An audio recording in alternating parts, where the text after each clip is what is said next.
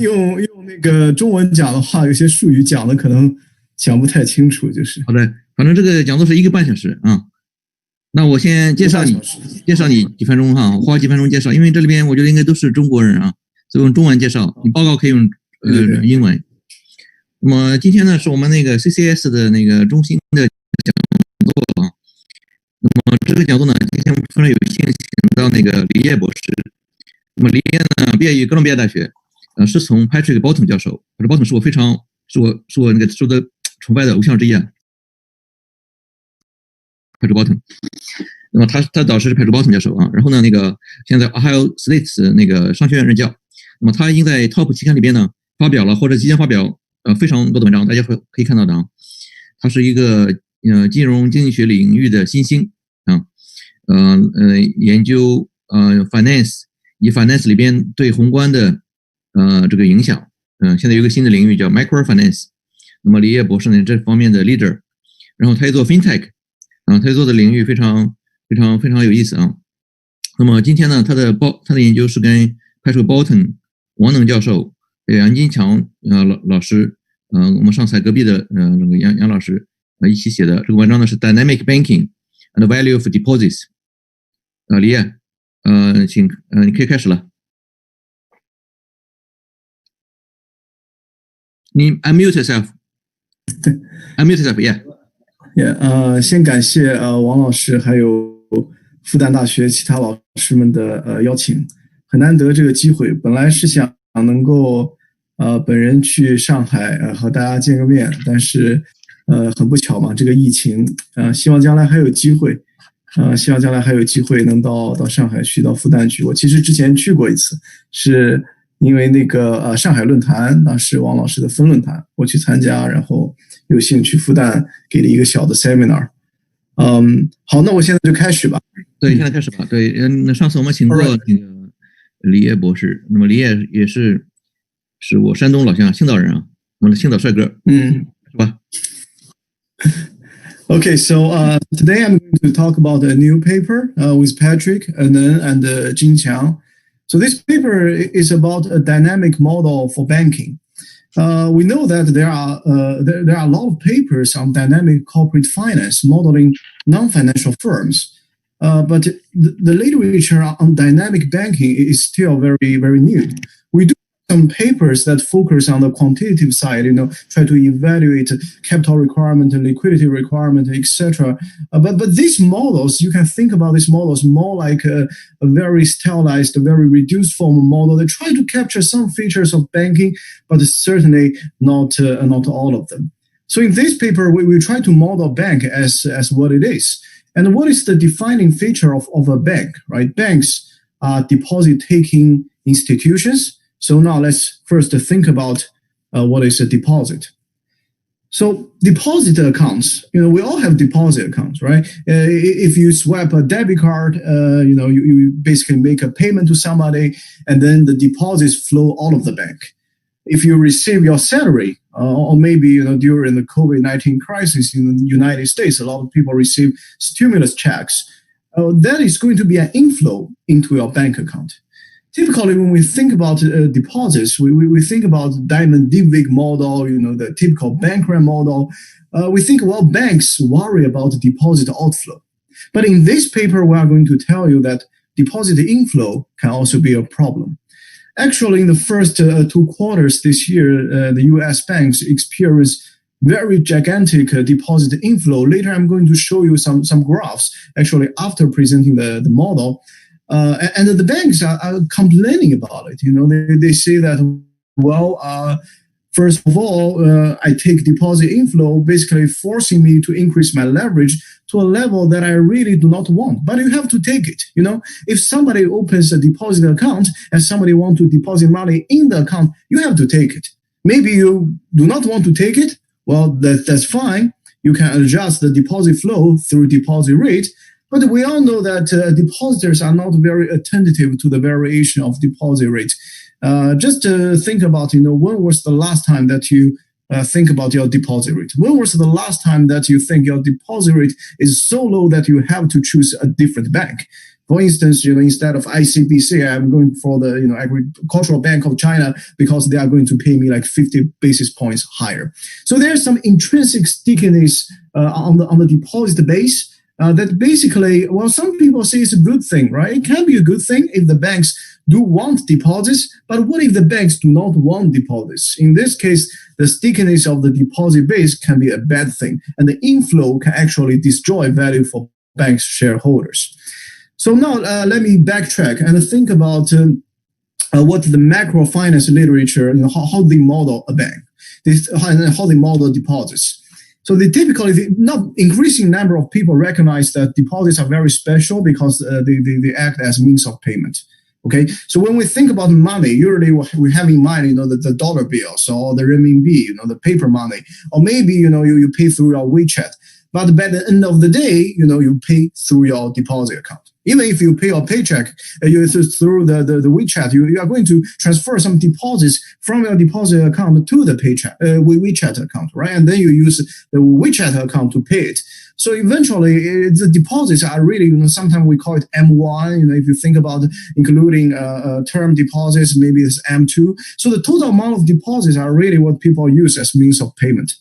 And to facilitate the role of deposits as means of payment, the banks have to commit themselves to accept not only deposit outflow, but also deposit inflow. However, by doing so, the bank can actually obtain a cheap way of financing. We typically see the deposit rate is kind of below the prevailing risk-free rate that we will observe in the money market. I know people in China certainly have this experience, right? The deposit rate that you get is very different from the interbank borrowing lending rate, and we have the wealth management products to bridge the gap, but still there is a gap. And then think about why you accept this deposit rate that is kind of slightly below the prevailing safe rate. I mean, it's all safe. Why you still accept the deposit rate that is lower? Because of the convenience, right? If you hold some money market account or you hold some wealth management products and you want to buy something, you cannot just swipe the card and buy it. But if you have deposits, then you can do that. So the convenience of payment allows the bank to borrow at a relatively low interest rate. However, to facilitate deposits as means of payment, the banks will have to unconditionally accept inflows and outflows. So here you see this is the trade-off that banks face. All right. Here we want to relate this paper to a particular paper. This paper is on the deposit market power, but the idea is basically the same. The deposit base is very sticky. You can think about, people are attached to their local branches, and people are in attention, having attention. That's what I already mentioned. And maybe, after you adjust for the cost of searching for alternative investment, the risk return is just not there. Okay, you just stick with the deposits. So with these three features, we are going to model a depository institution in a dynamic setting, infinite horizon. And in this model, we are going to see all these interesting things being endogenous. We have risk taking, we have payout policy, we have equity issuance policy, and we have deposit taking, and we also have short-term borrowing. So here, we want to really emphasize the distinction between short-term debt and the deposits, because in the macro finance literature, especially on the macro side, okay, not on the kind of new monetarist side, on the macro side, people just to treat deposits as short-term debt, but deposits are not short-term debt. Okay, deposits are kind of infinite-term contract. When a bank accepts a new depositor, they sign a deposit contract. A deposit account is open. It will only be closed if the depositor wants it to be closed. The bank cannot say that, okay, let's close it. How about that? As long as the depositor is okay with a low deposit rate and the depositor is okay with the services provided by the bank, the deposit account can be there indefinitely. Okay, if we think about the original banking model, for instance, Diamond Dybvig, the model deposits not as short-term debts. The model deposits as long-term contracts. Think about the Diamond Dybvig model, right? Time 0, time 1, time 2. A deposit contract can last until time 2. Some people withdraw at time 1 in the interim date because they have liquidity needs. But this does not say that deposit is short-term debt. It's a long-term contract. And if you think about the deposit base being sticky, right, then the bank really should think about deposits as long-term debt with a stochastic depreciation rate.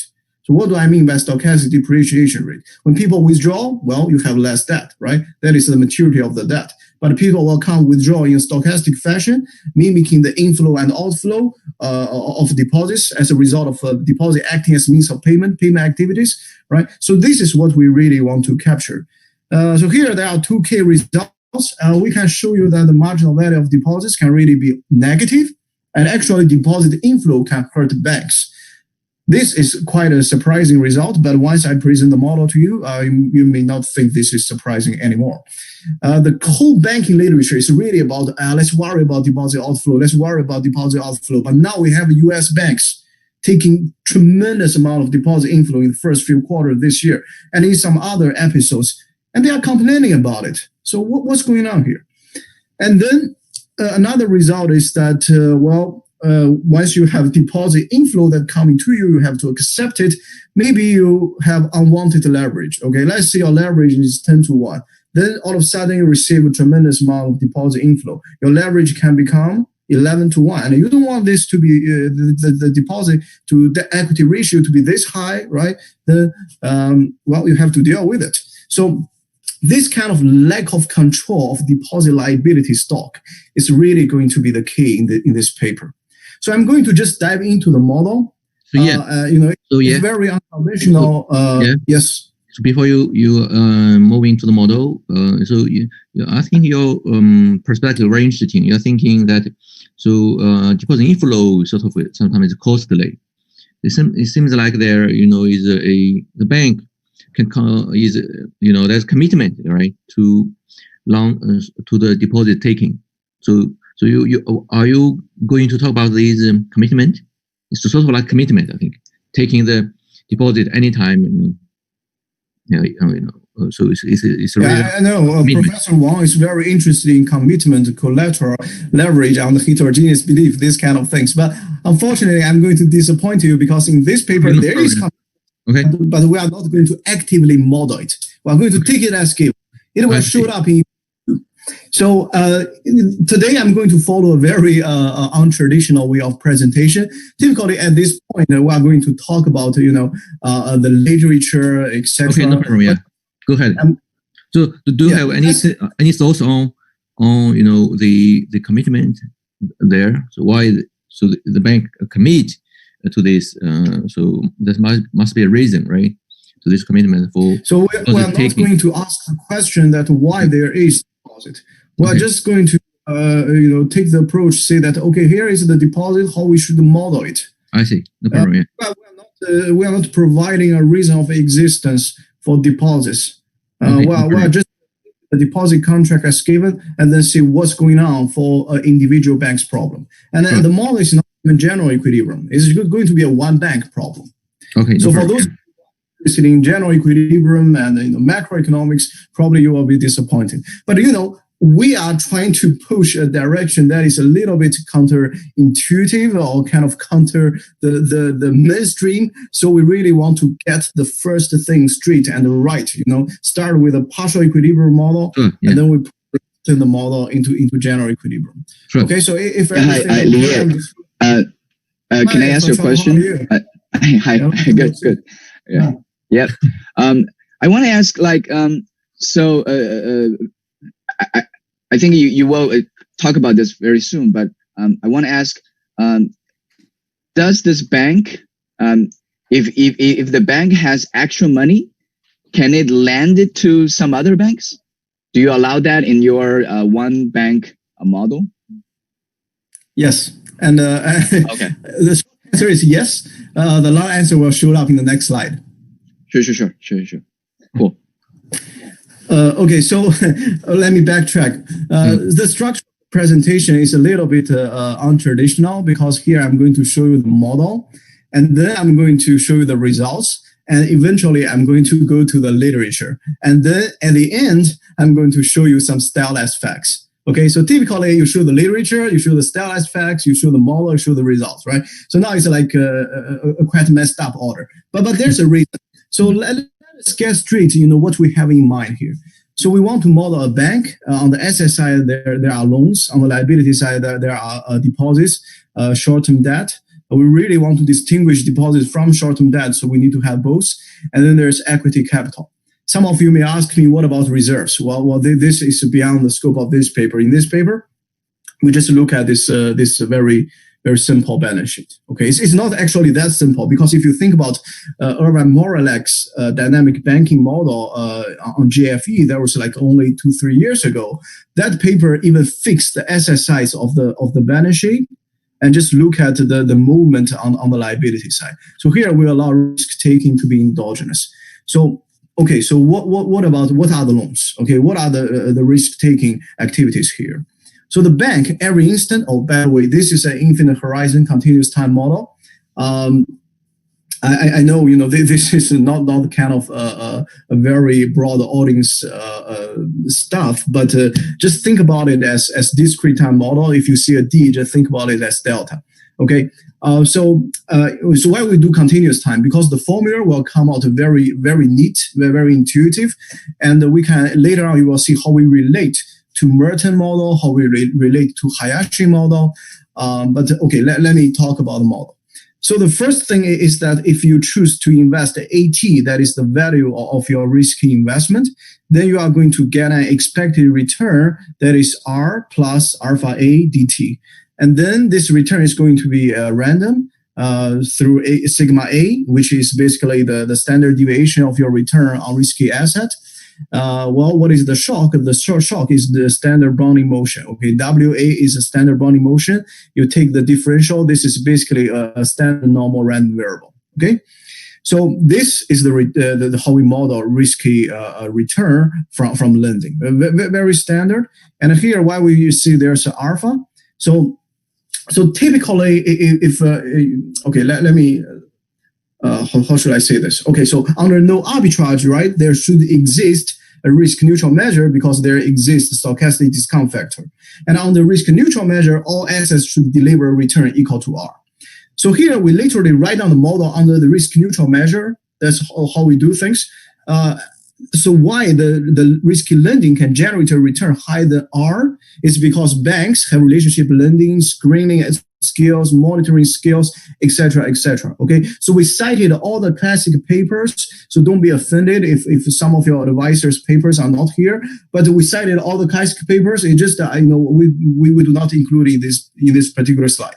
All right. So this is a risky return, and then there's some alpha earned by the bank.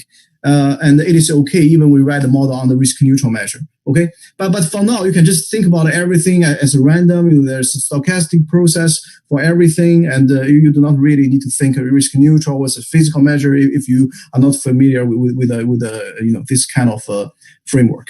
All right, so the key of this model is how to model the deposit liability stock. We model deposits as a stock variable. And what is going to be the growth rate of deposits? That is the left-hand side of this equation. And the deposit can grow if you adjust your interest rate. Okay, so let's just get the last term first. So in the last term, if you have a higher deposit rate IT, then you will attract more depositors. But you attract depositors in a flow form. Okay, within a very short period of time, DT, the depositor will come in a very small amount, okay, proportional to the time span DT. You are not going to attract all of a sudden like 1 million new depositors. If you ever talk with a banker, you know that, when the bankers attract new depositors, it's not that easy, okay? You can increase your deposit rate, attract more people, but they come like a trickling, over time. It's a flow. It's not all of a sudden a jump. And then how do we model the payment activities or the commitment that banks have, for the depositors? The banks basically can unconditionally accept deposit inflow and outflow. Well, where is it, right? So this is the stochastic fraction that the deposits will be withdrawn. So if you have a positive shock, this WXT is also a standard Brownian motion. It can be correlated with a Brownian motion that drives the riskiness of the loan return. because when the bank is doing well on the asset side, probably the bank is a very reputable bank, and the bank will attract more depositors. The depositors are more willing to put money into the bank, so the deposit flow can be correlated with a loan return. So that is what we capture here. So the instantaneous correlation is just phi dt. Okay, there should be a dt here. I apologize. Well, so there's always going to be some constant deposit outflow. If you are a bad bank, that this is captured by sigma x being positive. If you are a very good bank, a money center bank, then you typically receive more and more deposit inflow over time, and this is captured by a negative sigma x. However, there's some randomness, right? You do not know what is the fraction of deposit that will go away today, and this is captured by the randomness here. And sigma x is the size of the deposit shock. So the key of this model is that the bank cannot hedge this deposit flow shock. So what drives the whole model is basically incomplete market. Because when I presented this model like 6 months ago in Stockholm, so I remember Xavier Gabin, he was there, and I was keep asking, well, if the banks receive deposits, the banks can simply hold more reserves, right? It's like you have cash, you have debt, you net them out, and then net debt equal to 0. So why banks are bothered by deposit inflows? The key here is that, well, reserves or short-term safe assets, these are not deposits. Okay, deposits is an object that will move randomly depending on the payment activities and this payment shock that you cannot even hedge. On the other hand, you hold a risk-free asset that will give you a risk-free return. So if you have two different things, one on the asset side, one on the liability side, they are different. You cannot see that they cancel each other out.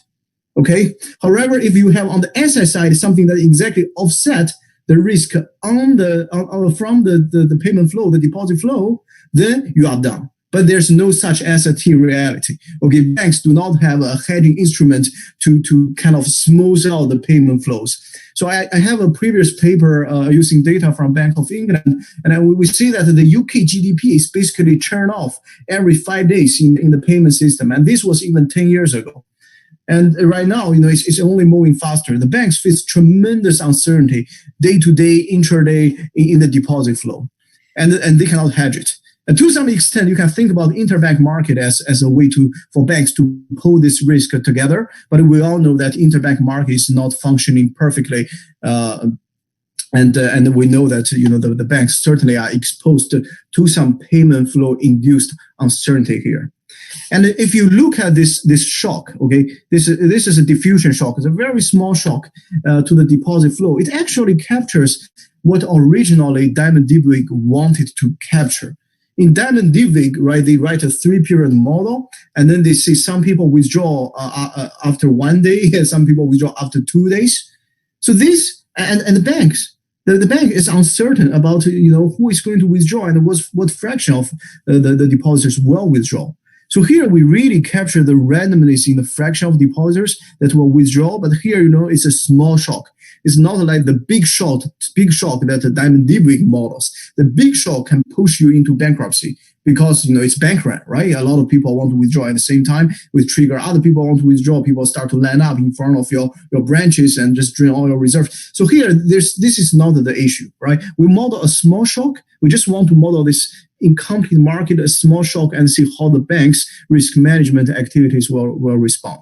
So here is how I'm going to come back to He Chao's question. Okay, so think about the banks. When the banks want to borrow short-term debt, the banks can do it at the risk-free rate R, which is constant. Again, it's partial equilibrium. We're not going to clear the risk-free asset market. But what if the bank wants to lend in short term? Maybe lend to other banks. Okay, in that case, BT is going to be negative, and then the bank will earn the risk-free rate R. So the banks do have the choice of borrowing in short-term safe debt. This is basically the short-term debt, right? Or the bank can hold short-term safe asset. It is for the bank to choose. We allow both.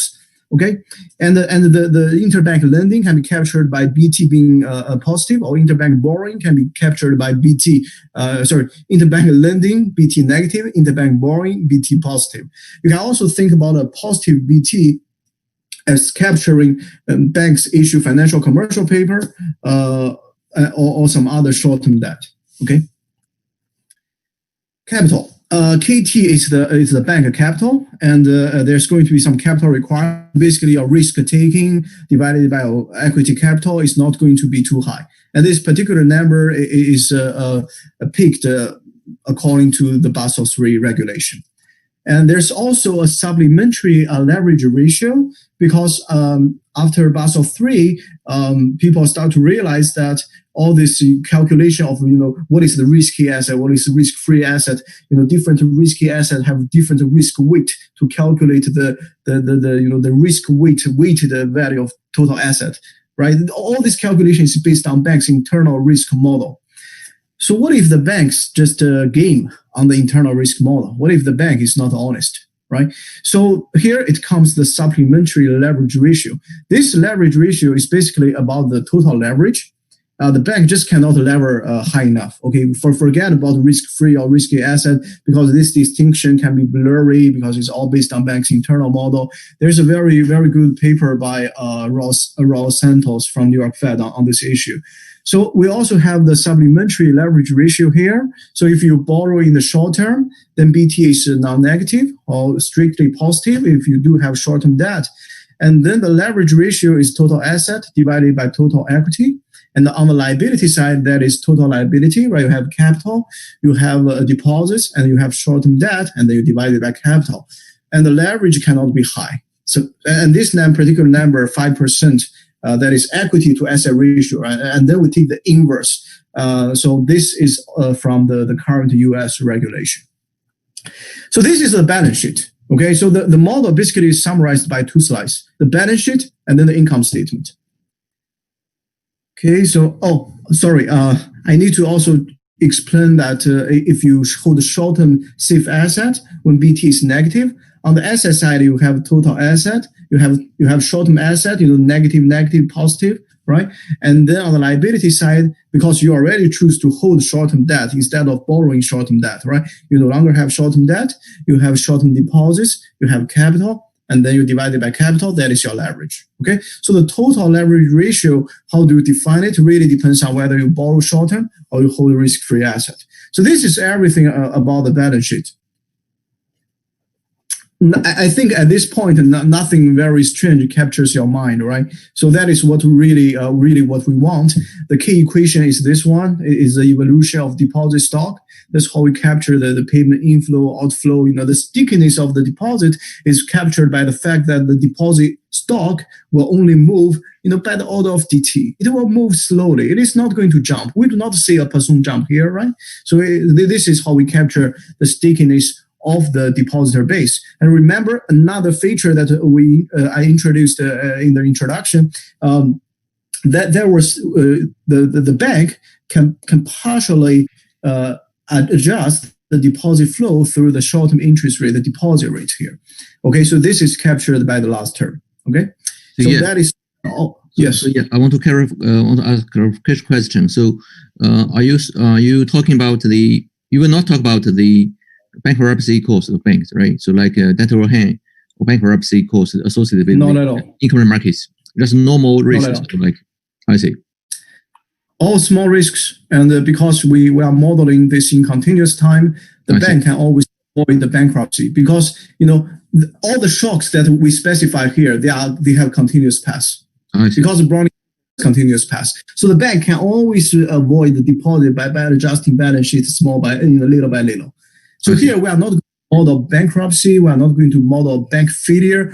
The attention is really on, okay, we have risky lending. Of course, this has to be risky. Yeah. Then we have the liability side modeled as a stock and state variable XT. And then we have the incomplete market, this shock driven by payment activities, which can be positive or negative, being incorporated into the deposit law of motion. So there's no debt overhang. So it's really a simple model if you think about it, because we do not have a lot of things. It's not a very ambitious model in this sense. So this is what Patrick want me to say. Okay, so we want to have a very stylized model that can get some basic economic mechanisms straightforward, delivered to you in a very transparent way, without getting confounded with all the other forces. Deposit insurance, all these things. This model is very valuable precisely because of this. Because if you think about the dynamic banking literature, right, people just move forward, fully charged, moving forward, and the model deposits as short-term debt, and then they start to add very complicated stuff. Now we have I'm not criticizing those type of models, because the answers that they are seeking are very, very important. For instance, a friend of mine has a model embedding the banking sector into macroeconomy with 6 state variables, and the banks lend the mortgage. The mortgage even has prepayment risk and everything. Why? Because they want the numbers. They want to see if there's a kind of redesign of mortgages. What is the implication on the banking sector? What is the implication on financial stability in general? Questions like this. You want a complicated model and you want the numbers. They do structural estimation, right? But for a model like this, we want to take a step back and tell people that maybe you do not want to model deposits as short-term debt. And let's see what happens. And then probably some people who are interested in quantitative work will incorporate this particular equation, the second one, into their 6 state variable or 20 state variable medium scale education model. And then you see what is going to act very differently. Right. Yeah, so I think it's great. You come back to ask the first principle question.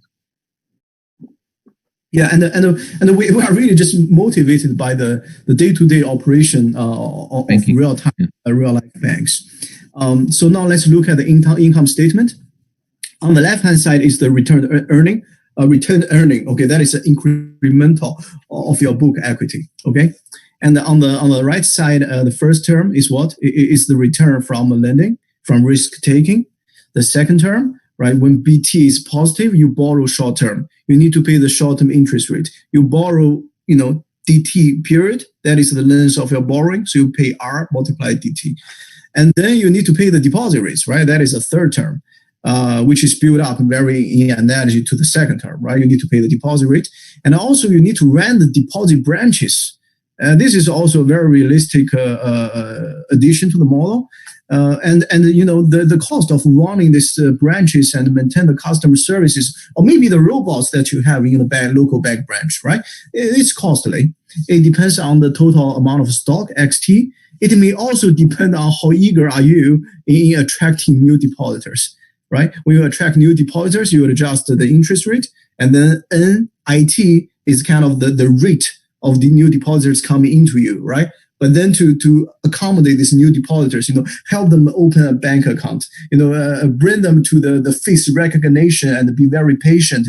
Some customers are very old, 95 years old. I just heard a news today, this morning, 95-year-old grandma went to a local bank branch to do face recognition. But anyway, these are the necessary things, and you have to run a cost. And this is the term. And then you have to pay all the shareholders, right? Because eventually, what are you working for? As a bank, you want to maximize your shareholder value. So here we have the UT being the cumulative, undiscounted process of dividend payout. So within DT, right? Within DT, this is going to be DUT. And then we have external financing. We have in the form of equity issuance. Right, we talk about short-term debt, we talk about deposits. So now let's talk about equity issuance. When you issue equity, that is DFT. FT is the undiscounted cumulative amount of equity you raised. Okay, it will grow over time. The incremental is non-negative, and within DT, then that is DFT. That is the new equity capital coming in. So what is the objective function here? Right, we have the shareholders discount rate being rho. Rho is actually greater than R. Why? Because, well, we all know that shareholders die, right? I mean, of course, their discount rate is going to be higher than the risk-free rate. This is very standard in all literatures, actually. So rho is greater than R, and then you have the payout. If you have payout, that's first. But if you have, let me finish the objective function. I'm going to get to Hua's question. Okay, so I can only say Hua, the name on the on the Zoom box. I don't see the full name. I will get to your question. Okay, so but if you issue equity, your shareholders are not going to enjoy as many dividend payout because it's shared with the new shareholders, right? So you have to minus the amount of equity that you issue, and then there's equity issuance cost, which is a DHT. So HT is the cumulative cost that you pay to issue equity. So the instantaneous one is DHT. So why people pay cost to issue equity? There are two reasons, right? First, you need to hire the lawyers, accountants, bankers, investment bankers in particular. So I used to be in this profession, but then I moved away. 5% to 2% depending on the market. In Asia, the investment banking probably charge you only like 50 basis points. And then you have the seasoned equity offering discount. When a company issues equity, then the investors may think, well, maybe the company thinks its shares are overvalued, right? So the stock price typically go down by on average 2%. So the equity cost is also another issue, so we have to take into account, and this is also going to be very important. So I want to get to the question that I skipped before. So there is this this participant who asked a question. Hua, do you have a question?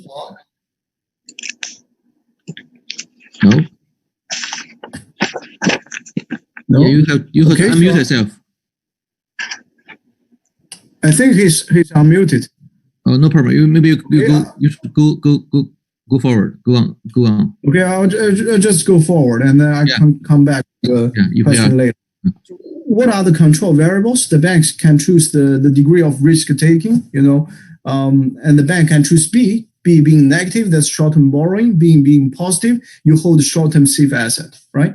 And the bank can choose deposit rate to regulate, to adjust the deposit flow, and the bank can choose payout policy or equity issuance policy.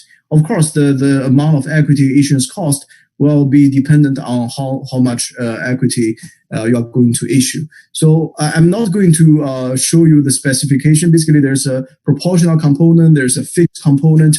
For the sake of time, I'm just going to move forward and show you some results. So far, I think the setup, the model is very simple. It's very standard. We have a balance sheet set up in the previous slide, and then we have an income statement set up in this slide. These two slides basically summarizes everything. Okay, so let me show you some results. First of all, let me just kill the equity issuance cost. In this case, the banks can recapitalize itself freely. And in this case, we will show you that the risks do not matter at all. The banks face two risks, right? The first risk is on the asset side, the risky lending. And then the second risk is on the liability side, the deposit flow being random. But neither matters if you do not have equity issuance cost, if the bank can recapitalize freely. But we know that whether it's from the empirical literature or from the theories, we know that freely issuing equity is basically crazy, right? Yeah. Equity is the information sensitive security. You can look at model people issuing short-term safe debt without any cost, probably because short-term debt is information insensitive. But issue equity, right? I mean, it has to be a little bit more costly. So here we are not in the camp of, for instance, Admati, who and her co-authors who argue that bank can issue equity without any private cost. So let's just focus on the social benefit of bank equity and make bank 100% equity. So we are really not kind of in that tradition. Before you're moving forward, so you are saying that if the equity issuance cost is zero, we are back to the world, right? So yes. So okay, all right. One more bullet point. Yeah. So exactly, you are always one step ahead of me. Yeah. So now let's define the franchise value. On top of the book value of equity. So VT is the shareholders value. Okay, it's basically the discounted sum of future payout minus the equity issuance. VT minus KT is the value added from operating a bank. Okay, and without equity issuance cost, it's going to be linear in the deposit stock. The bank basically faces a downward sloping deposit demand curve. The banks can exploit and make some profits out of it at the expenses of maintaining the branches, the marketing and customer services. But the bank will make the optimal choice. The optimal choice will give you a Q that is positive. This is almost like a Tobin's Q here. And without equity issuance cost, deposits are very good, right? That is like a productive capital for the bank because you have some deposits. You can enjoy the low interest rate, and then you can invest in some risky asset. The risk doesn't really matter. You can basically earn the spread between R and I, right? Between the risk-free rate and the short and the deposit rate. And then you do face some cost maintaining the deposits, attracting new depositors. So you will arrive at the interior region. What is the optimal level of deposits? So eventually, the bank's value created is linear in deposit. This particular equation speaks to a huge literature on the empirical side about bank valuation.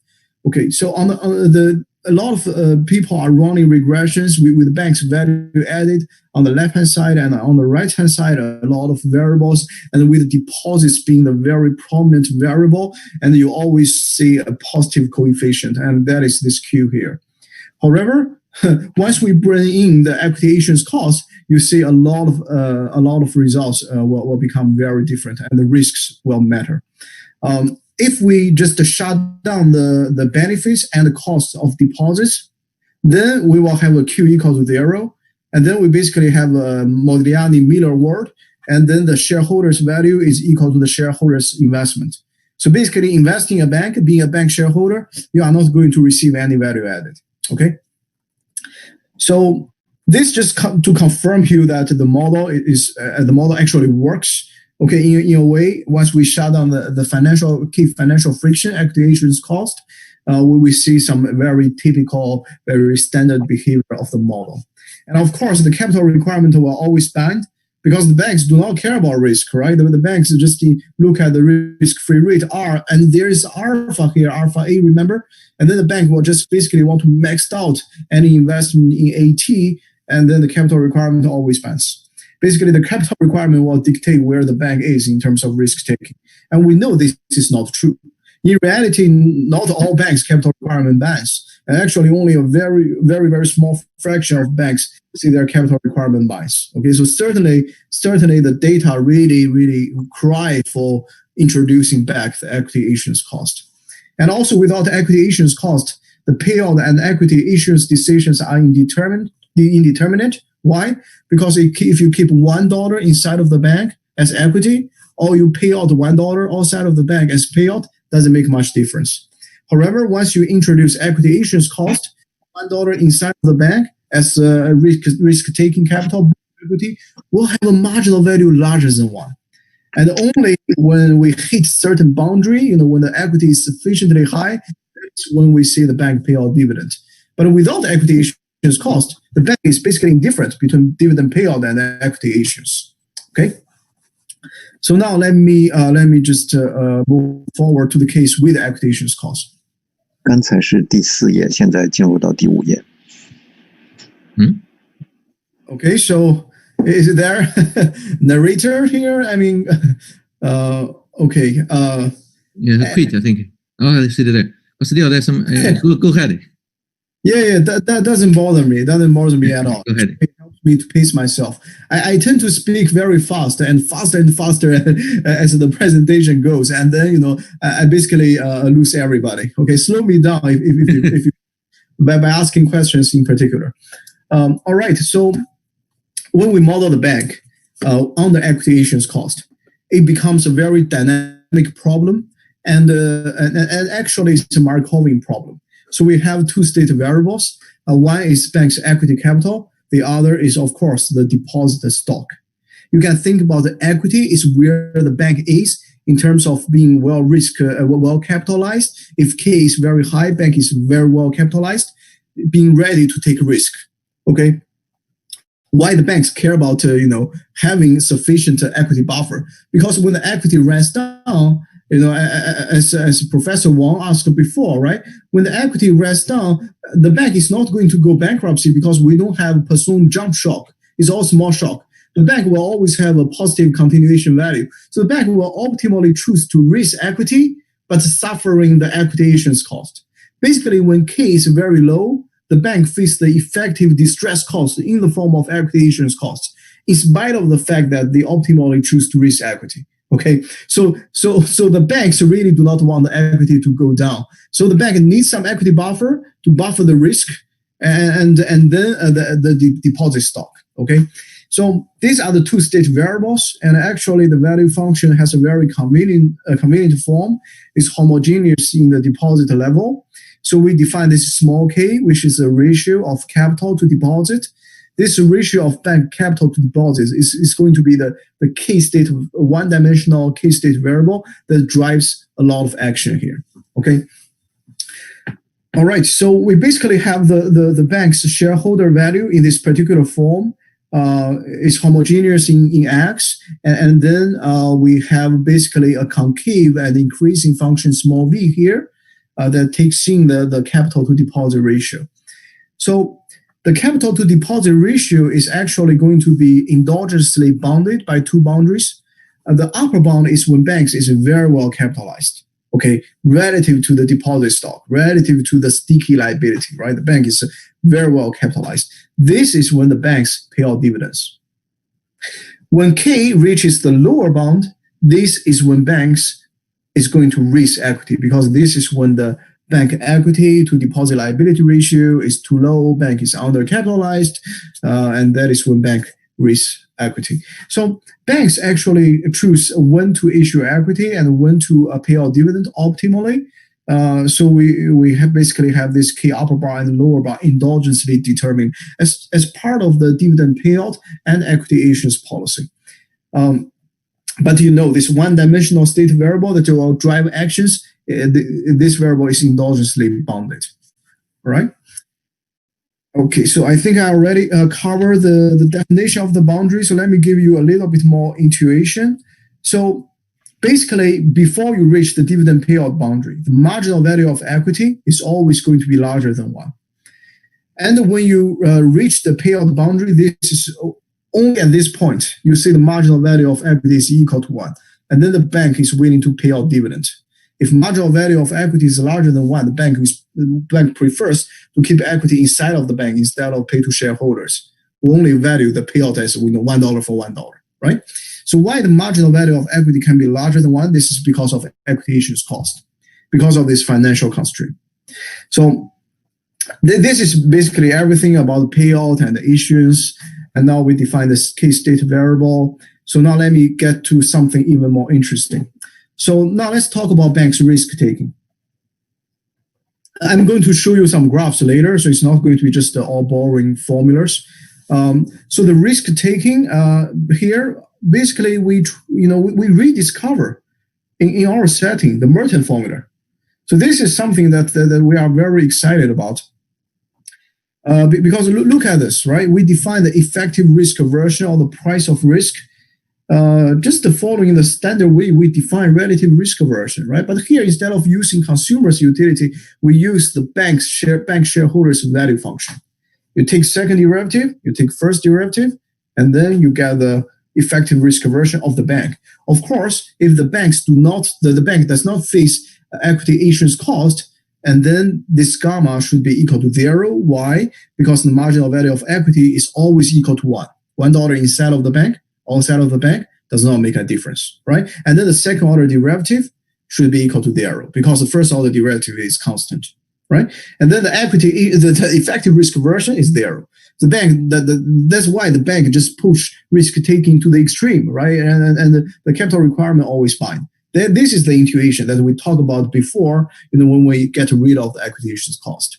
But under equity issuance cost, we have the effective risk aversion being positive, and actually a lot of time the bank's risk taking is going to be within what is dictated by the capital requirement.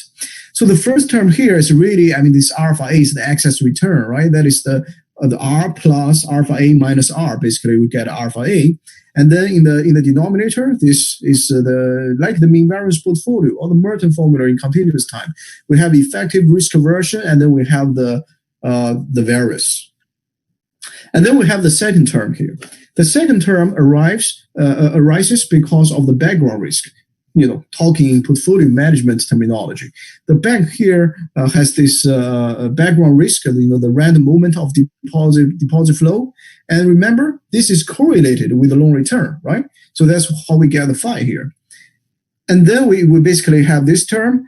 If the phi is very positive, this means deposit taking and loan extension, or risk taking have a lot of synergy. If you think about the paper by Kashyap and Stein and Diamond and Rajan, they talk about the synergy between deposit taking and lending. Well, it's captured here, okay, in the form of a background risk. Because Nen and I and Jin Qiang, the three of us who are continuous time guys, when we want to set up a model, we think like this, but it actually goes back to the banking literature. The synergy between deposit taking and lending is captured by the second term here. So here, this slide basically tells you that there's nothing strange going on.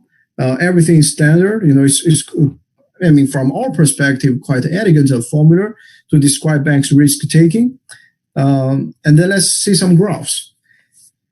So the panel A here is the marginal value of equity. We see that when bank is very well capitalized, it's around 1. It's almost identical to 1. As a matter of fact, even in this region I just checked, it is equal to 1.02. So basically, the bank just looks almost financially unconstrained. But once the bank is very close to issue equity and pay the equity issuance cost, you see the marginal value of equity just shoot up tremendously. That is why the regulators always complain about banks being reluctant in risk equity. Banks being reluctant. And here, the curve ends, of course, at the equity issuance boundary. That's when the state variable K is reflected upward because the numerator capital is going to increase because of new equity coming in. And the curve ends at the dividend payout boundary because the numerator is going to decrease because you pay out dividends, right? So here, another feature of the model is that here we really capture the counter-cyclicality of equity management. So there is a paper by Masoud Baron. He's in Cornell. There was his job market paper when he graduated from Princeton documenting this fact. That was 4 years ago. And then you have another paper by Tobias Adrian and Nina Boyachenko, one in IMF, the other in New York Fed, also documenting the counter-cyclicality of bank balance sheet management. So basically, in one sentence, banks pay out dividends in good times. That is when they are well capitalized. That's on the right side here. And the bank risk equity in bad times. That is on the left-hand side here. This is very different from non-financial firms. Non-financial firms typically risk equity in good times. This is probably because some behavioral reason, their equity is overvalued, etc., etc. But the banks risk equity in bad time and pay out dividends in good time. Okay. And then let's look at the risk taking. This is basically the total value of your risky asset divided by equity. So this goes up and then is bounded above by the capital requirement. Very intuitive. When banks are better capitalized, you see the risk taking going up. So this captures the pro-cyclical risk taking of banks. So here, this model really try to bring together all these empirical regularities of banks' balance sheet management, into one model. So if you look at the panel B here, right, you may think, well, this is quite a boring model because it seems like banks' capital requirement binds most of the time. But the answer is actually no. This is not the case. Why? Because every point or every value of the state variable is not going to receive equal amount of time. Okay, so let me say this in a different way. I know it's very confusing. This state variable follows a stochastic process. Okay, sometimes higher, sometimes lower. So in the long run, we need to look at the stationary distribution of the state variable to determine how much time the banks stay in different regions. So that's why we will also plot the stationary distribution for you here. In panel A is the PDF, the density. And the density actually peaks here. This is when the marginal value of equity is very close to 1.02. But on the left tail, that is when the marginal value of equity is very, very high. Okay. And then on the panel B is a corresponding cumulative probability function. And then we can tell through these two graphs, okay, we can tell you that for what amount of time the banks spend in different regions. So for instance, if we want to understand how much time the bank's marginal value of equity is between this value and this value, well, these two are almost identical, right? But one is a little bit higher than the other. We see it's 25% of the time because it's 0.5 on the CDF minus 0.25 on the CDF. You get a 25%. That is the amount of time you spend in this region. So now let's look at the panel B, right? Basically, around 10% of the time, bank's capital requirement binds. And then for the rest of the time, the bank's capital requirement is not binding and the bank's risk-taking is pro-cyclical. Okay, so this is the way to think about, okay, in the long run, how much time the bank is going to spend in different regions. Not by plotting against the state variable, but by plotting against the CDF of the state variable. All right. Wait, Lie, yeah. This part is a little bit too fast for me.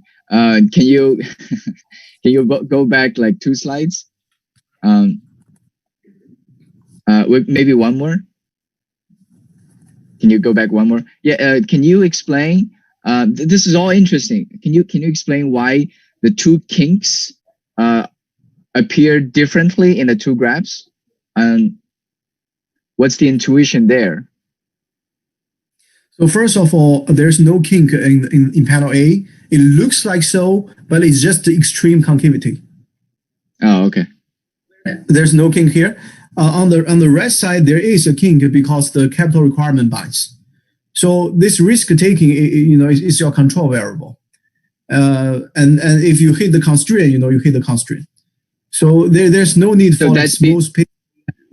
Yeah. Right. So that's because they face two kinds of constraint. One is the Basel, the other is the capital. Is that the reason? Oh, this is very, very good question. So let me tell you when the two constraints bind. Right now, I just show you that the capital requirement binds when banks are well capitalized, right, and very prone to risk taking. But what about the leverage constraint? The leverage constraint bind on the left side. The leverage, it is actually the leverage constraint that triggers equity issues. So this, thank you so much for this. So this is also the reason why we want these two regulatory constraints in one model, because they really play very distinct roles in this model. Typically, when we think about capital requirement, right, we think, well, capital requirement is there to force banks to recapitalize. But actually, in this model, at least, it's not the case. Capital requirement is more like a macroprudential tool to regulate banks' risk-taking. Because banks' risk-taking is pro-cyclical, and capital requirement binds when banks is doing well. But then the leverage constraint is what triggers bank to issue equity. So that is the boundary here. So if you kill the leverage ratio, the bank will still voluntarily raise equity, but at a small k equal to 0. Because the value function can be shown to be globally concave. So basically, the bank will not raise equity unless it's necessary to do so. But whenever they do so, they incur the equity issuance cost. So they are concerned about the distress cost with or without the leverage constraint. But with the leverage constraint, you can have the banks raise equity a little bit earlier. But it is the leverage constraint that motivates equity issuance in the model, not the capital requirement. Capital requirement is actually more like a macroprudential regulation to tame bank or risk taking. Yeah. Sure. Cool. And also on the previous slide. Can you try? Yeah. So on the left panel, no, the next one. Yeah. This one.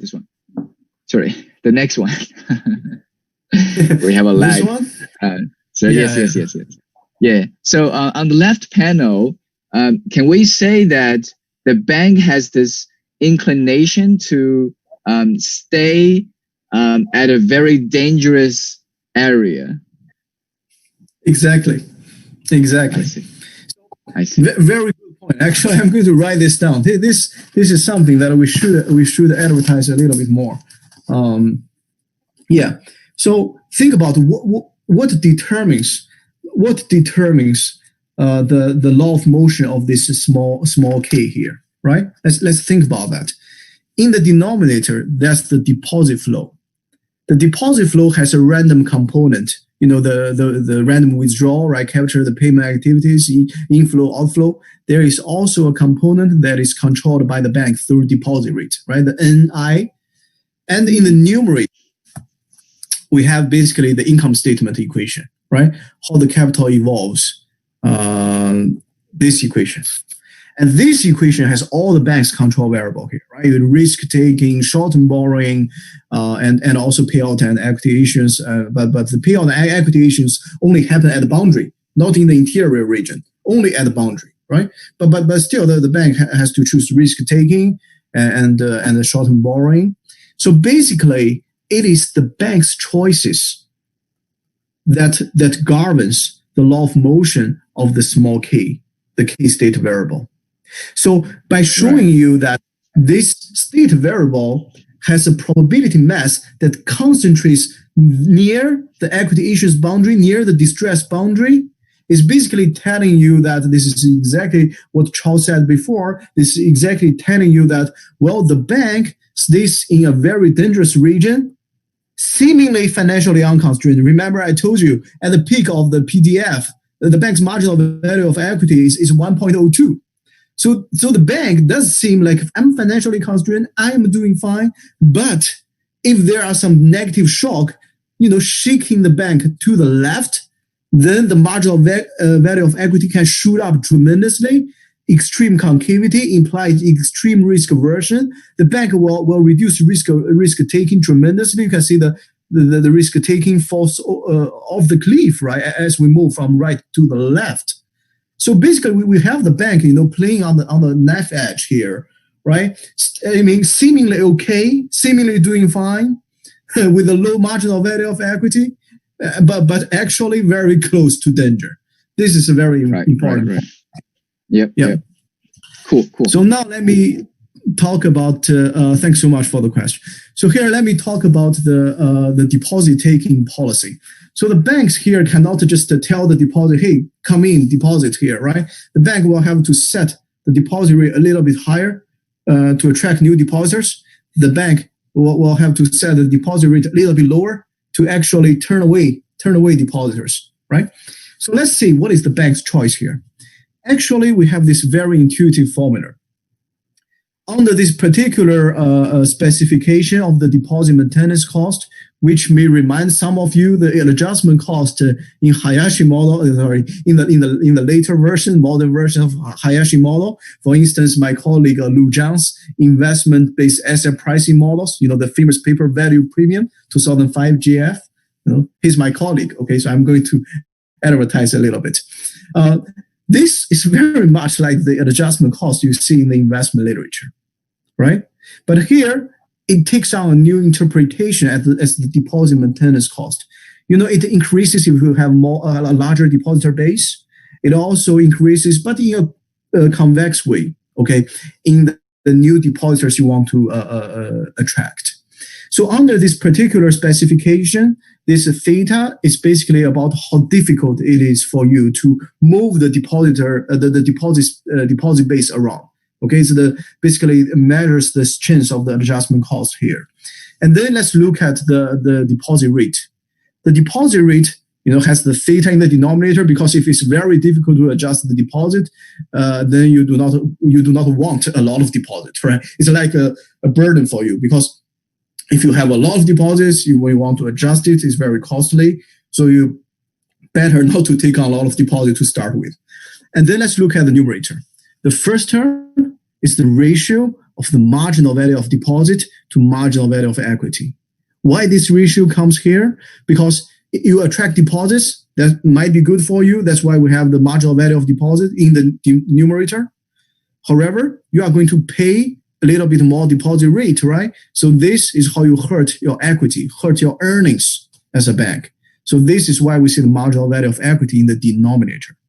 And then this omega, where this omega is here because we model the NIT, remember? This N as a function of IT is the flow of depositors you attract. We model it as linear in IT, and the linear coefficient, or we can call it a semi-elasticity of deposit demand, is omega. Okay, so this formula is actually very much in analogy to Hayashi's investment policy. And it's very intuitive. Why? Because if you think about it, once you bring depositors, they stay with you. You can charge a little bit low deposit rate, but they are not going to leave you all of a sudden. They probably will leave you gradually. But you can think about this depositor base as almost as a productive capital that you can exploit. And if you want to accumulate a little bit more depositor base or customer base, you want to invest by tuning up the deposit rate. So we have a Merton-style formula for bank risk-taking, and then we have a Hayashi-style formula for banks' policy to attract depositors. So here, there's one thing that I want to make very clear. When the banks lower deposit rate, okay, trying to turn away depositors, there is a zero lower bound. Why? Because if the banks set deposit rate negative, the depositors will be triggered. They will know that, okay, now I'm really losing money. I better get my money back. And then the bank will face withdrawal en masse. This is a massive withdrawal. All of a sudden, everybody wants to withdraw, and then the bank will get liquidated. So the banks will never set the deposit rate below zero. This also reflects the feature of the deposit contract, right? Because they can always withdraw. And this is how we kind of speak to the potential bank run, but it's really indulgently ruled out by the bank by setting the deposit rate being positive. Of course, in reality, we do have a effectively negative deposit rate. Whether you look at hyperinflation with low nominal deposit rate, or you look at banks in Switzerland that charges you a very high account maintaining fee. Things like this do happen, but I think it's fairly reasonable to think there's a lower bound below which you cannot lower your deposit rate further, just because depositors can choose to leave you whenever they want. Remember, deposit accounts commit the bank to unconditionally accept deposit inflow and outflow. So let's look at the results. Again, I'm going to plot the key variables against the state variable first, and then I'm going to plot it against the CDF of the state variable to show you how much time the bank spend in different regions. So on the left-hand side is the marginal value of deposit, or we can call it a deposit Q, to just reinforce the analogy with Hayashi model, Tobin's Q. Right here we have the deposit Q. You can see when the bank is very well capitalized. Oh, by the way, there's no king here. It is also very smooth, and smooth in the first order. First order derivative is also smooth. So there's no numeric errors here. Okay, so it's smooth, and once you plot against the CDF, you can see it's really smooth. Well, I guess this is redundant, right? We have Jinqiang on board, so of course all the numeric should be right. Yeah, so nothing wrong with the numeric solution. Don't worry about it. But let's look at the marginal value of deposits. Okay, it's fairly stable when the bank is very well capitalized. This really captures people's idea that you have depositors, you can lower the deposit rate below the risk-free rate even, and then you get cheap financing, good for you. Deposits act as productive capital for the bank. The more, the merrier, right? Marginal value of deposit being positive.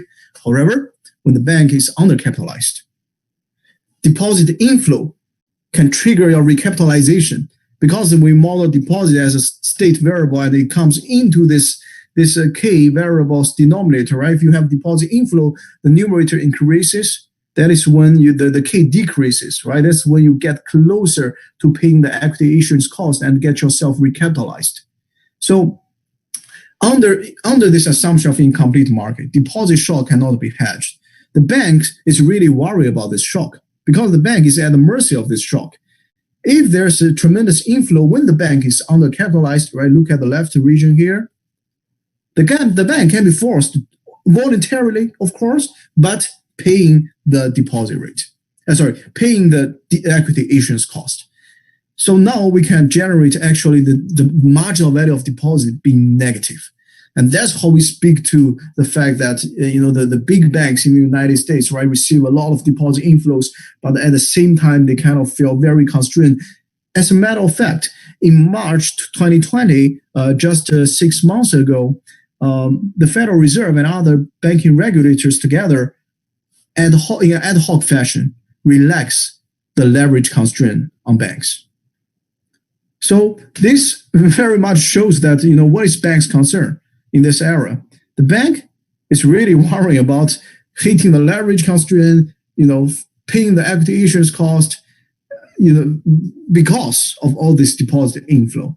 So on panel B here, right? So we plot the deposit rate.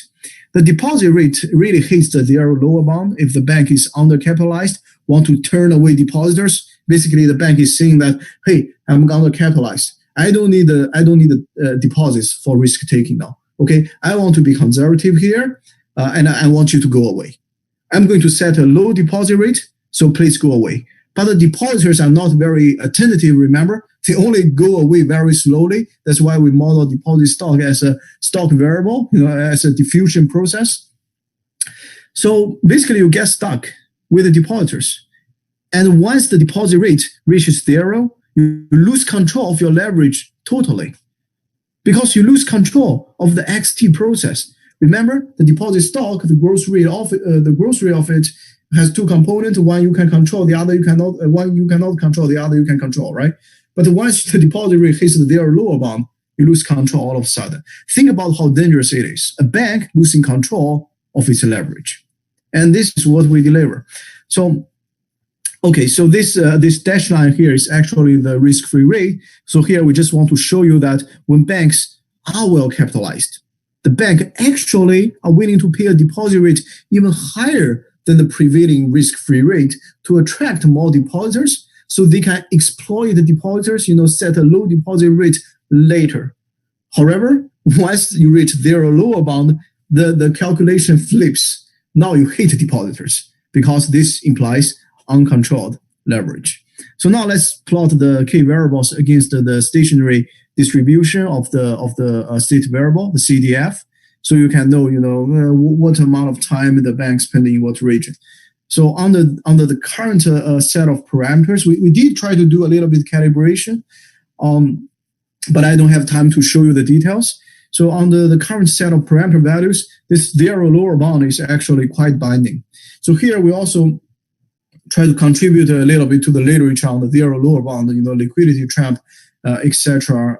But highly different, highly distinct setting. All right. So on this slide, I want to show the distinction between short-term debt and the deposits. Let's just look at the panel A here. Again, here we draw the ratio of short-term debt to deposits against the state variable, small k here. When bank is well capitalized, you see the bank is very eager to do short-term borrowing and to finance risk-taking. In this region, the bank is basically saying that deposits are not enough. I want to borrow in short-term money market, and I want to increase my risk-taking. However, in this region, this is where the bank feel like the current level of deposits is already too high. The bank want to deleverage, but the bank cannot. Remember, once you hit the very lower bound of deposit rate, the bank just cannot deleverage. That's why on the right side, the total leverage just shoot up, right? And finally trigger the leverage constraint and equity issuance. But let's focus on panel A here. So in this region, if the bank cannot deleverage, what the bank can do to reduce risk exposure is to work on asset side of the balance sheet, right? Instead of risk taking, you hold more risk-free asset. So basically, this graph tells you that when bank is better capitalized, banks is very eager to take on risk, even finance with short-term borrowing on top of deposits. But when bank is undercapitalized, the banks cannot avoid depositors because you get stuck with them. You already lower the deposit rate to zero. They still hold deposit account because that's how they can get salary, that's how they can enjoy the payment convenience and everything. So what do? You work on de-risking the asset side of the balance sheet by holding risk-free asset. So here we also generate this kind of a safe asset demand from banks. And let me go back to Charles' question at the very beginning, right? So what about thinking this B being negative? Bank holding risk-free asset as bank lending in the interbank market. Well, if we have every bank behaving like this, like panel A, this will not hold, right? Because all the bank want to hold safe asset when they are undercapitalized, and this is basically a flight to safety. So now here we need the government to supply short-term safe asset. So here is also basically the model is crying out for some outside money or public supply of liquidity. All right, so finally, I'm going to show you some graphs. I'm going to relate to the literature, and I'm going to conclude, okay? So the first graph. This is from the Wall Street Journal at the end of August. A very simple plot of the total amount of deposits in the U.S. commercial banking sector. The plot starts in 2008 and then all the way to this year, 2020. And then you can see the first 2 quarters this year, how unusual it is. Huge deposit inflow into the banks. This should be a good thing, right? Typically, people think deposit inflow benefiting the bank. But in our model, the deposit inflow means that you have a bigger XT. A bigger XT meaning that you load on bigger shock to the deposit stock, because when more people hold your deposits, you will face more payment inflows and outflows, more uncertainty. And when you are undercapitalized, the second graph, this can be a very bad thing. So the second graph shows you that the quarterly loan loss provision. Basically, you can think about this as the eating up of banks' capital. This is almost mimicking the negative shock. You remember DWAT in the model. The negative shock, you do risk taking where the risk. Here's the risk. Okay, and look at also the first 2 quarters of 2020, our favorite year in our life, right? So negative shock, very large loan loss provision here.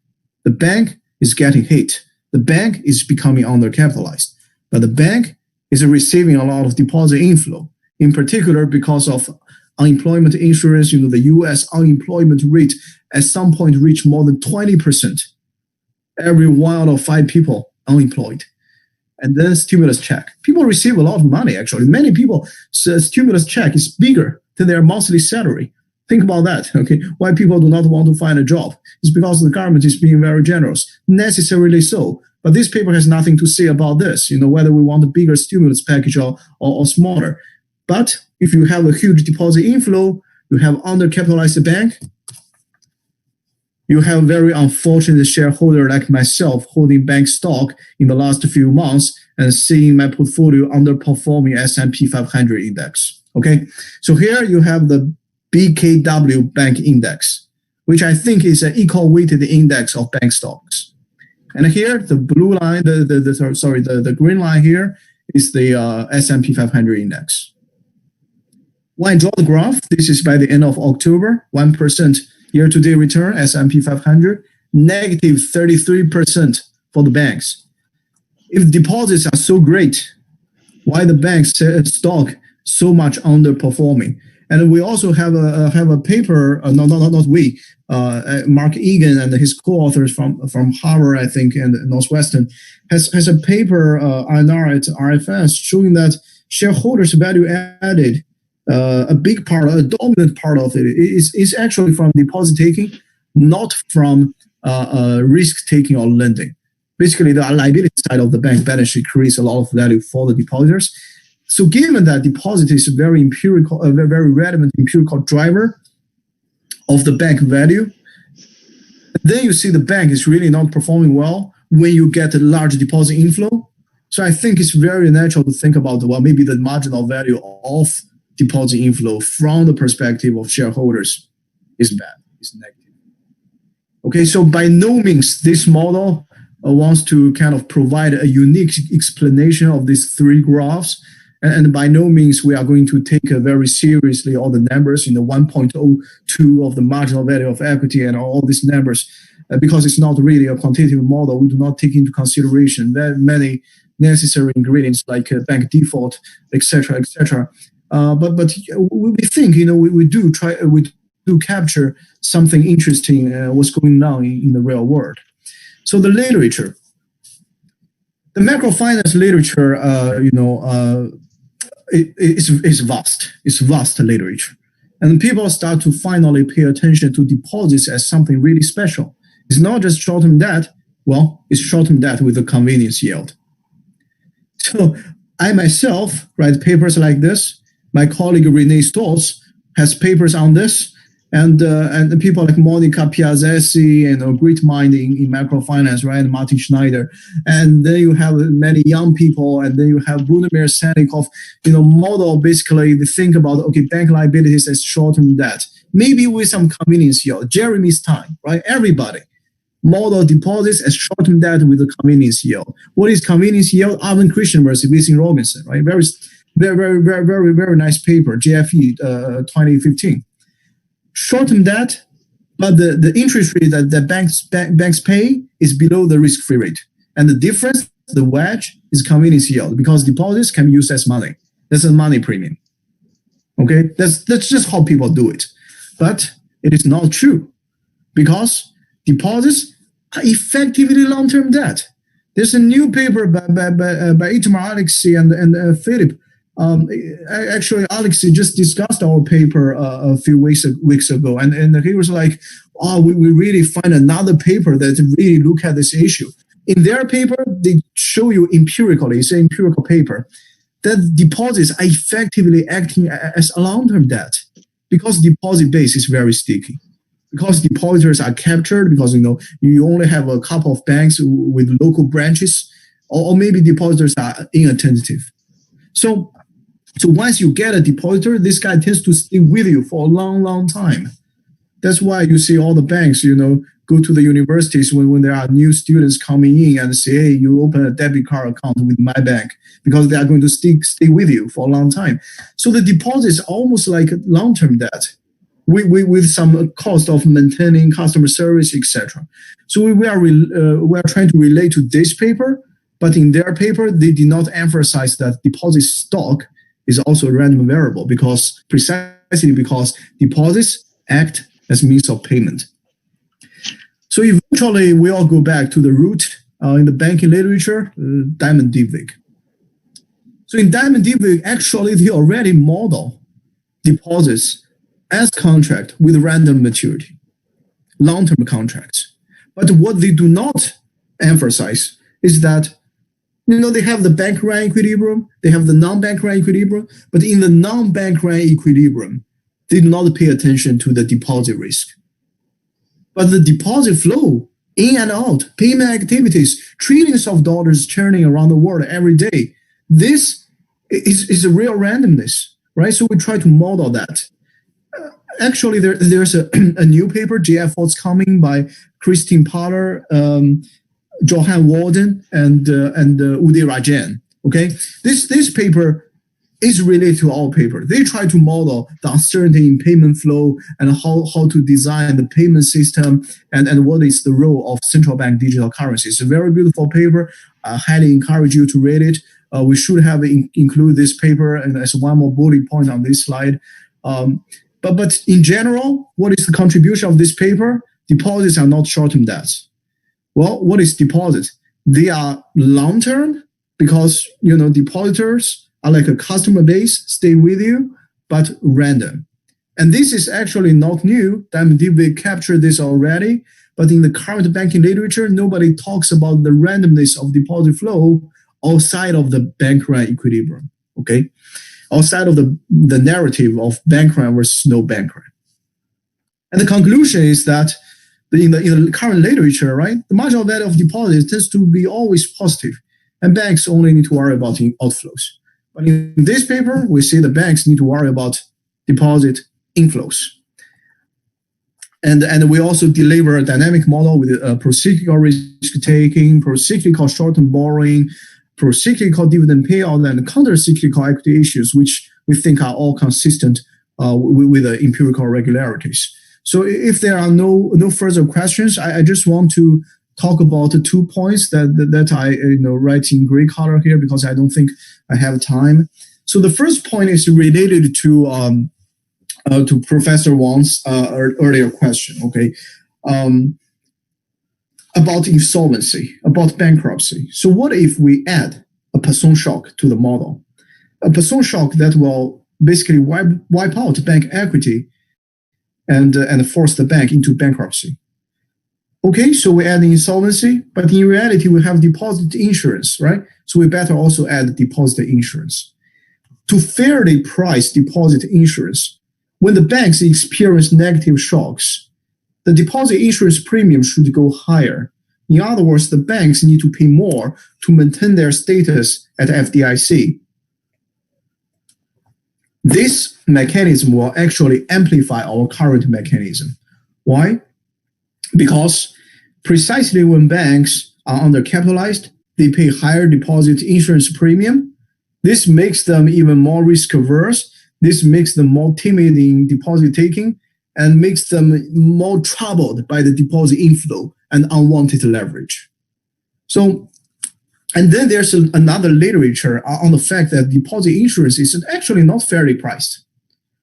It's underpriced, right? But from the lens of our model, maybe this is a good thing. When the bank is close to distress, probably you do not want to burden the bank too much. Maybe you want to charge the bank a higher deposit insurance premium when they are better capitalized. And then when they are undercapitalized, probably you want to cut banks some slack. And then the final point that I want to make is that let's think about the role of outside money. So here I'm talking crazy in the terms of old monetary economics. So we have outside money and inside money. Okay, inside money are basically money-like securities issued by private sector. It's inside the private sector. Somebody hold it, somebody issue it. And then you have outside money. Okay, this is issued by the government or maybe commodity money like gold. So outside money here actually is very valuable. Why? Because if you have outside money, maybe the depositors will want to hold, for instance, CBDC, central bank digital currency, right? Or maybe hold Bitcoin, digital good, or maybe hold real good instead of holding deposits. This will actually alleviate banks' unwanted leverage concern, okay, attract some demand for money-like securities away from the banks, and give bank a little bit more room to deleverage when it's needed. And another important role of outside money is to allow the bank to hold some risk-free asset to de-risk the asset side of the liability. Remember, I show you that B can go very negative, right? In that case, banks want to hold a safe asset, fly to safety, and this can be provided by the supply of safe asset or outside money in the old term by the government. So outside money is actually very valuable if you think through the lens of this model. All right, so that's all the presentation. Thank you all for coming. And I saw some names of participants here, and there might be more. And thank you all of you. And I want to thank Professor Wang Yongqing again for inviting me today. So thank you, for the wonderful talk. So I like the research. I think it's very insightful because you the insight is that the deposit inflows also sort of risky for the bank because we are not in a MM world because there's equity insurance cost. So essentially that is the deposit inflows will affect your leverage, right? Because it's in the form of debt. So I think this is very important, ignored dimension of the banking literature, right? So I think after financial crisis of 2008, it's fair to say that people now come to rethink the something people take for granted, like what is debt. Even what is debt is sort of open question. That's after the 2008 financial crisis. Now looking at banking, right? So what is deposit? So this I think is the first order important question, right? So people in the old times, people take this for granted. So deposit, just that. But I think today, year's paper and with his co-authors open a new window, for new horizon. Look at so actually deposit is risky in some sense, right? So once that is the case, when we're in the world of income markets, then the MM theorem no longer holds. And then we have lots to say about the balance sheet management or risk management, and also on other bank policies. It's very much like in the corporate finance literature, right? So the MM theorem no longer holds. We talk lots about it. So these other policies are no longer equivalent, right? So we talk about financing, corporate finance, and then talk about payout policy, dividend policy, many other policies. I think this is very in parallel with these literature, corporate finance, but now on financial institutions now. So I think this is very promising to me. I think this will come up with one of the seminal papers in this regard. I mean, looking at these, money. So what's money? It's the oldest question even today. So it's still open question actually. What's the money? What's the private money? Like deposit, right? So deposit, as Ian mentioned, is inside money in some sense, created by banks, private money, right? So banks think about what's a bank, right? Bank is the maker, manufacturing of private money, in the words of Gary Gorton, right? So I think this paper in this regard is a seminal paper. I think this is very, very important. So there's some empirical research actually on this by Schnabel and his co-authors in the NYU. I think it's also very insightful. You look at what's the deposits, right? Just look at what's the deposits is. So but they just look at the market power dimension of deposits. I think it goes even deeper. It's theoretical, it's not just market power. Look at I think a deeper question, as I mentioned in the very beginning. I think this first cut is a very, very important first step. Next to the order of business, you can ask question like, why, right? So endogenously, why this form? So why the bank commit to this? So this, you talk about the commitment, the cost of the commitment. Another question asks why the bank commit to this money creation. So you just take deposits, it's a permanent commitment. So why this? So what's the benefits also of this commitment, right? Maybe there's also benefits, right, of this commitment. So the riskiness in current markets is some kind of cost. I think that's also maybe also interesting topic to explore. So any other questions? So anyway, I love this paper. I think it's I learned a lot from this paper, and I think this will be a great paper, a seminar paper even in many years to come. So any questions? I also saw Tong Yu's here. Is still here? Yu Tong? No, left me. Okay, any questions? Haibo? Haibo also. Can I ask you? Sure. Can I ask one more question? Oh yeah. So I actually have one question and one comment. The question is a very technical question. It's just well, not technical, but a small question. So in Diamond-Dybvig model, we have when the bank is trying to adjust its investment, there's this liquidation cost, right? So I lost. So in this model, do you have those kind of feature when you adjust A? Do you have to pay some like adjustment cost? Actually, no. Here, the A is perfectly adjustable. So in spite of this, the bank still hits the deposit uncertainty. The main action comes from the interest cost. But here again, I mean the deposit flow risk is not as powerful as Diamond-Dybvig. In other words, if the here, right, when the bank adjusts A, the bank will adjust, on the equilibrium path, only small amount every DT.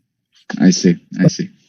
Do have big shock on X that will trigger very large adjustment of A, within a very instant, the A will jump a lot. Maybe we can talk about potential liquidation cost. This basically brings in the illiquidity of banks' assets. So another feature of the model is that we allow banks' risky assets to be fully liquid. Just to shut down any confounding channel. But this can be brought back if we have some Browning shocks. Actually, Cyril Monet, he discussed our paper. He also the same thing. Yeah.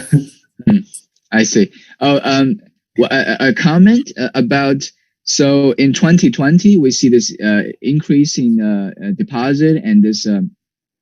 So in these bad times, will the policymakers be more relaxed in implementing those requirements like capital ratio and leverage ratio?